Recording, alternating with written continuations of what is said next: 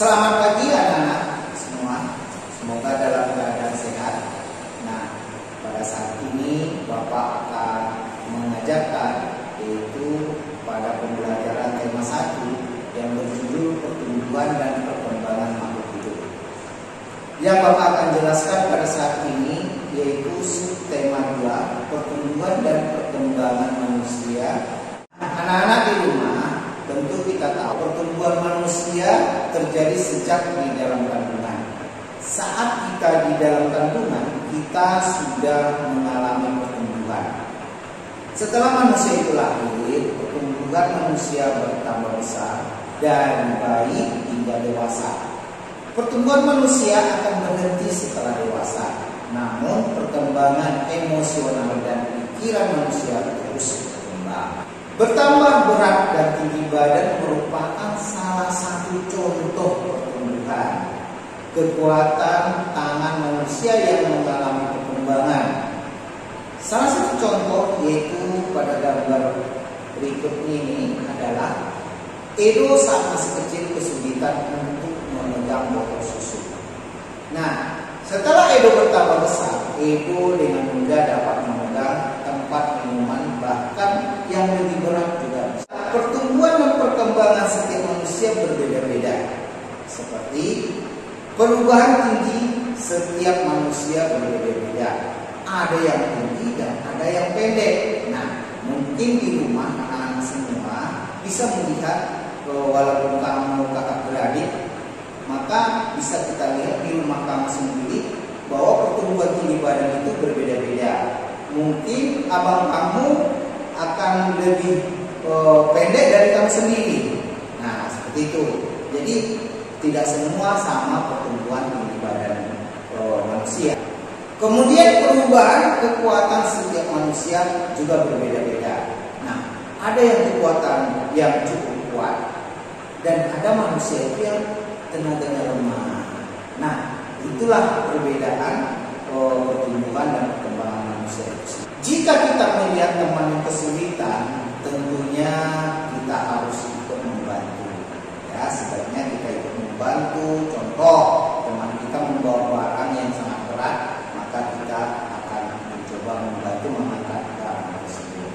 Kemudian jika teman kita kesulitan untuk mengambil sesuatu yang semari, maka tentu sebaiknya kita membantu mengambilkan benda tersebut.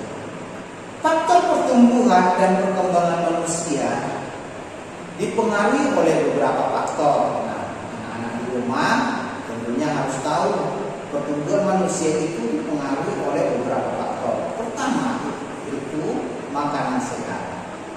Yang kedua adalah kebiasaan berolahraga. Jadi anak-anak di rumah jangan malas berolahraga, karena berolahraga dapat mempengaruhi pertumbuhan dan perkembangan badan. Ya.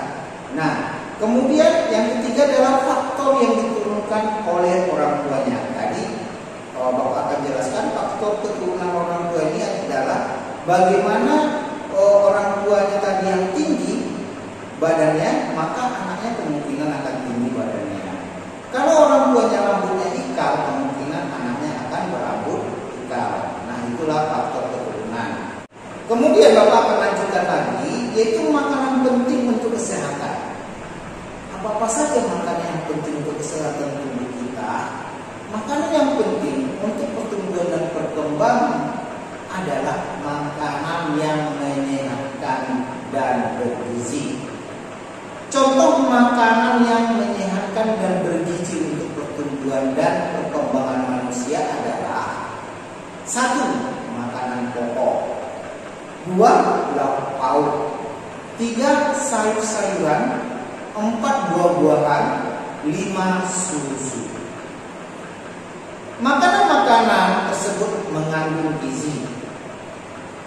Gizi yang terdapat pada makanan tersebut adalah 1.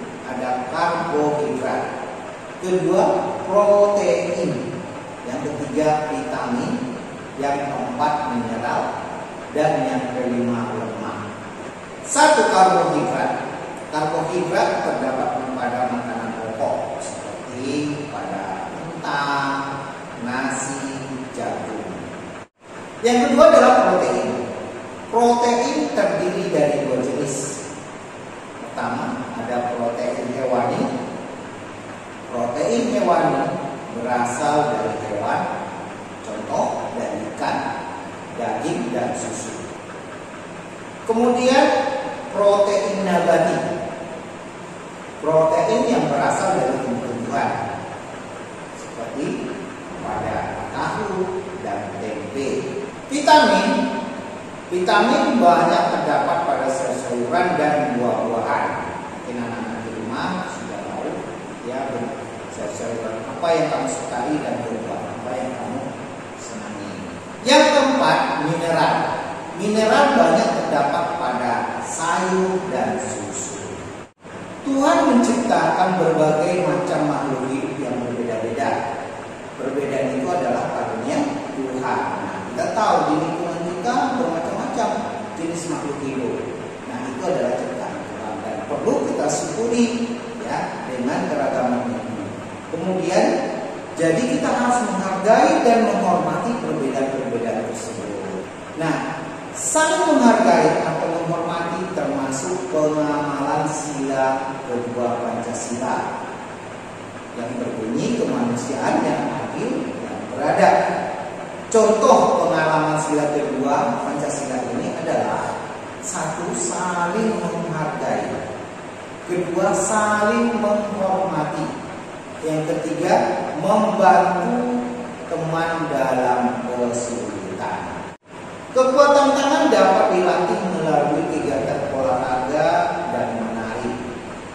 Gerakan tadi terbagi menjadi dua, yaitu gerakan kuat dan gerakan lemah. Kemudian contoh gerakan yang kuat yaitu gerakan di samping mengacungkan tangan ke depan dengan kuat seperti sedang mendorong. Nah, seperti ini. Jadi gerakan kuat itu seperti gerakan yang mendorong. Nah, kemudian adalah gerakan lemah. Contoh gerakan lemah di samping yaitu seperti mengulurkan kedua tangan secara perlahan, kemudian kedua tangan diturunkan sambil menggerakkan tangan seperti menurunkan air hujan. Jadi seperti ini. Jadi Bapak contohkan menurunkan tangan secara perlahan ke bawah. Nah, jadi begitulah gerakan contoh tangan lemah. Gerakan tangan dapat dilakukan dengan beberapa variasi. Ya, variasi tepuk tangan, tepuk jari seperti bertepuk dengan dua jari. Nah, seperti ini.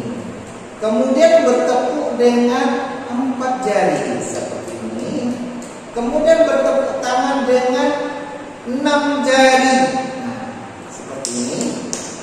Kemudian bertepuk tangan dengan 8 jari. Kemudian bertepuk tangan dengan 10 jari.